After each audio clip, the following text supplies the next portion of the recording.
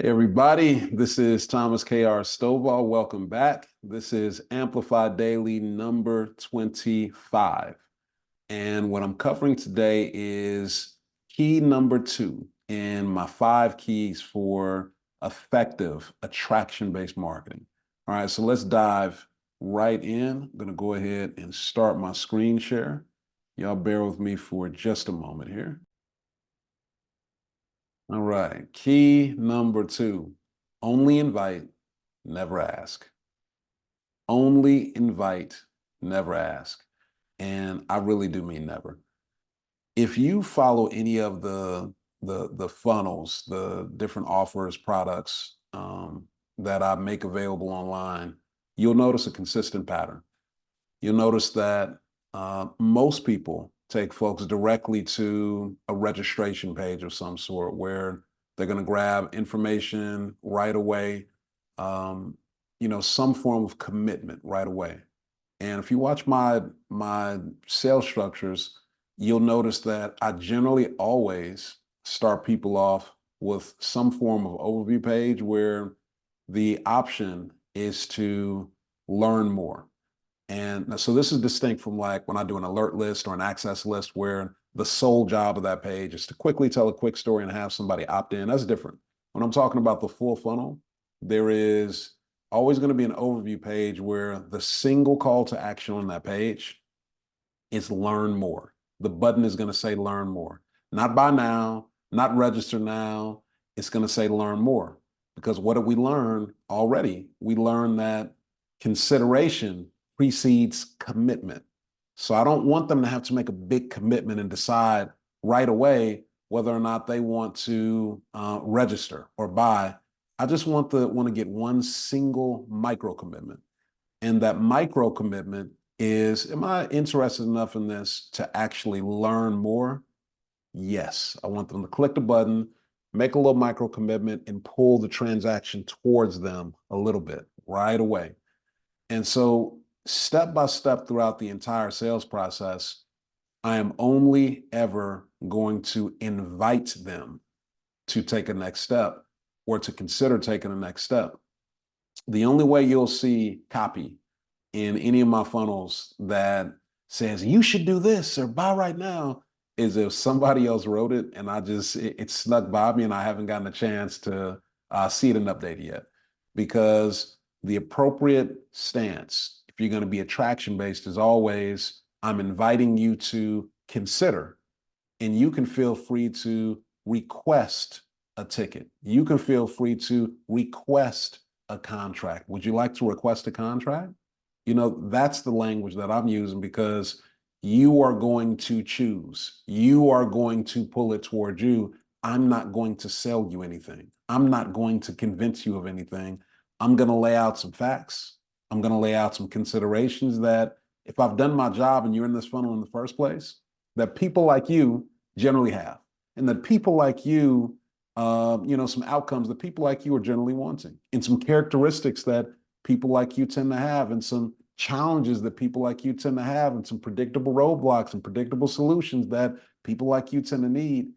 I am just laying out a set of considerations. And the way I think about those set of considerations is it's just like a box.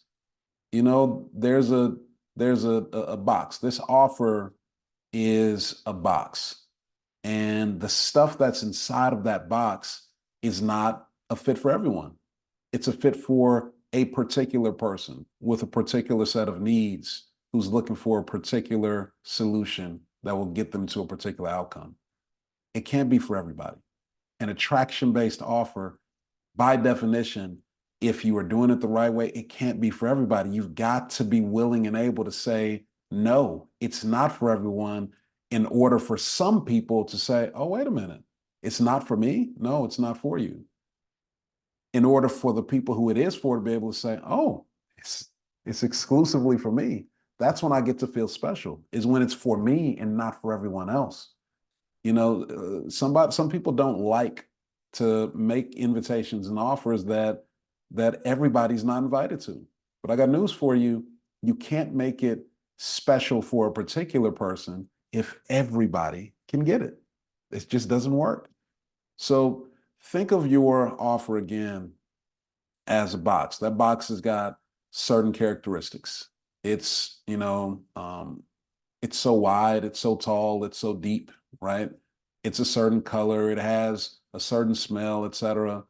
But if I'm going to invite somebody to consider whether or not they think that what's inside of that box is a good fit for them, all I want to do is build a case for people, not for them, because again, I don't know if they're a fit, but I'm going to build a case for the characteristics of the people who, generally like what's in this box, who generally find what's in this box valuable. And it sounds and looks something like this for me. If I'm thinking about folks who I serve who are experts, for example, I don't serve every expert. I'm not looking for every expert for my online luminary programs. I'm looking for a particular kind of expert. I'm looking for an expert that already spends time coaching, training, speaking, or consulting in front of rooms or on stages right now. I'm looking for an expert who gets paid to do that right now. I'm looking for an expert who is thought of in their peer circles, locally, regionally, nationally, or internationally, at minimum inside of their company or industry, as an expert's expert right now. I'm looking for an expert who has a defined framework for their consulting or coaching, or a signature talk that they deliver again and again for money. And they have that right now. I'm looking for somebody who's got all of these boxes checked. Why? The reason why is because if you're somebody who already makes money, giving your coaching, training, speaking, or consulting to a defined audience, you know who your customer avatar is, and they're already telling you with their wallet that they like what you have to say. Okay, so that's number one. We're not going to go through the emotional stuff of, do you think people are going to want it? Do you think people will buy it? What do you think they want to hear from me? We already got that solved because we've got an audience that's already buying that information from you. We just need to transition to selling that information online to that exact same audience in a way that is scalable, that doesn't require you to trade more time to get more dollars from that exact audience. So we know who the customer avatar is already, and we already know that you're not going to be scared to sell it because you're already selling. We don't have to go through any of the emotional stuff of will it work, right? Number two is when we're thinking about the actual curriculum itself and building it out, we don't have to speculate on, oh, well, what will it be and what should I talk about if you've already got a defined framework you use for your consulting.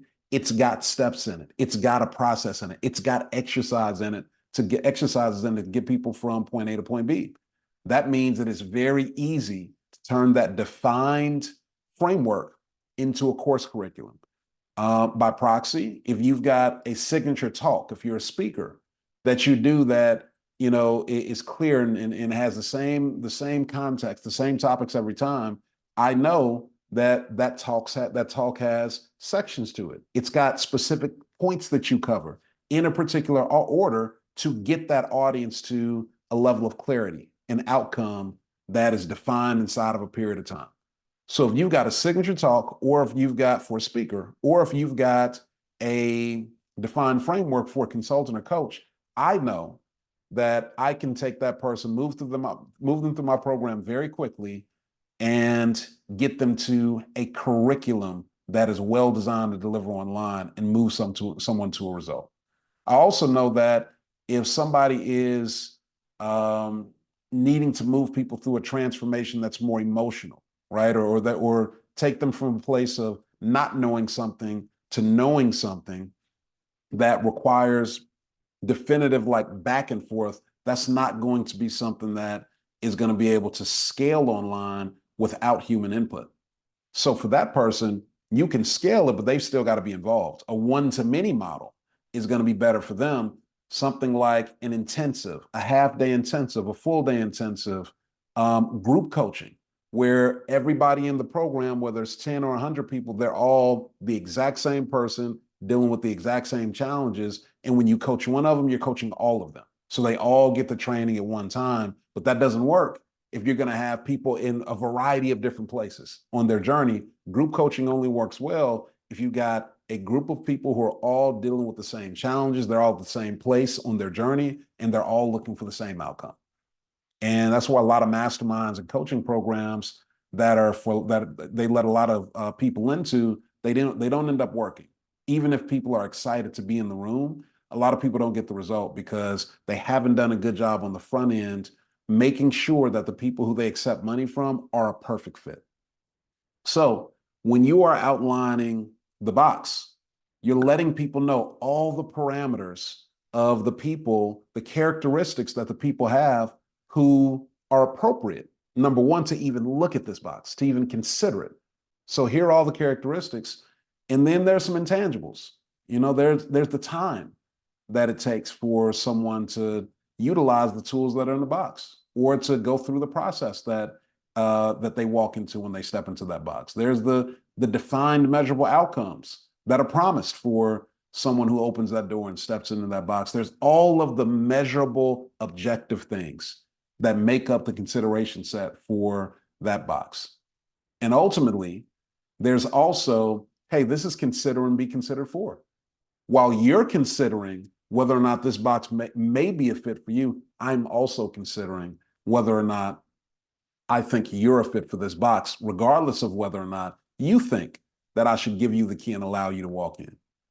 So this is a consider and be considered for. And your opportunity at this stage, if you're a prospect of mine, right, is to request the opportunity to move forward. If we're in a conversation, or if we're in a online environment, your opportunity is to click the button to request an application or request a purchase or to submit a purchase request if it's like a high ticket product. My job here is to flip the frame. It's to flip the power frame so that you go from thinking that because you're the customer, you're entitled to buy my stuff. You automatically have the opportunity to buy my stuff. No. I get to choose who I sell to, and you do too. You get to choose who you buy from. You get to choose who you sell to. And the moment you realize that, you get to switch the power dynamic in your transactions from any and everybody gets to verify whether or not they think that you're worth their money to you choose whose money you're willing to take. And when you do that, you immediately become a more attractive figure in the marketplace because guess what? Nobody does. Literally nobody.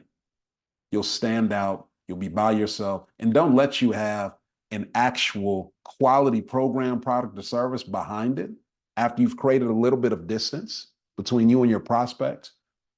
By the time they get to the actual opportunity to purchase, they will have paid attention, gotten clear on whether or not this thing is a good fit for them. And if you invite them to consider whether or not they want to request an opportunity to purchase, they're going to be in a place of gratitude, of appreciation, because you've already delivered value. You've already had them feel something different than they do in every other transaction, and it feels authentic.